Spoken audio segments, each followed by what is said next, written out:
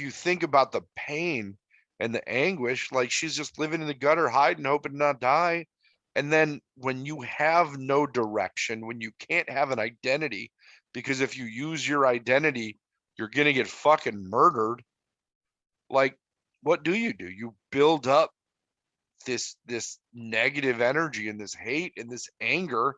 And I thought she played it off very well. Like people dislike Hayden Christensen's portrayal of Anakin because he was a whiny bitch, but that's that's the character. Yeah, I that's mean, true. he could have done better. Don't get me wrong. Leo as Anakin would have been better. Let's be honest. There comes the Oscar, but it's okay. And Hayden Christensen, loved him then, loved to see him back now. Like you didn't see his face much. He got his one scene though. Like he got that scene, and that was amazing. But It was really cool to see that. oh, But they did that once in a cartoon with Ahsoka, where Ahsoka got a lightsaber swipe in and like opened up his helmet a little bit.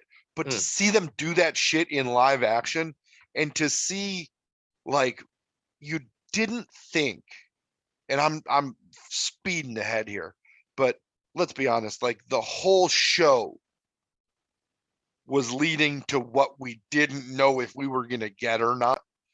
And they didn't do it till the last episode. Like they did one lightsaber fight and they fucking lit Obi-Wan on fire, and he looked like a fucking useless old man, which was like disappointing. Like it was like, how is that even possible? And then that last episode, man, that was the fight in episode 3 was the culmination of the entire prequel trilogy. It was the thing that the whole prequel trilogy was written for. You came for the Star Wars, you stayed for the lightsaber fight. And you were like, we know this third movie has to end with Obi-Wan and Anakin getting into some shit. And they did. And it was a good lightsaber fight. This was fucking better. Because Obi-Wan wasn't holding back.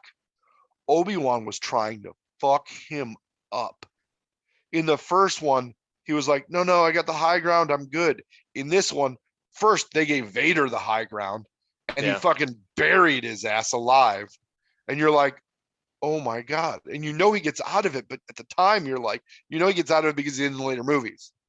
But you never had that sense in episode 3 that Obi-Wan's never going to be the same. Like they just like climbed on some droids, did some lava shit, and then up and cut your arms and legs off and you're on fire.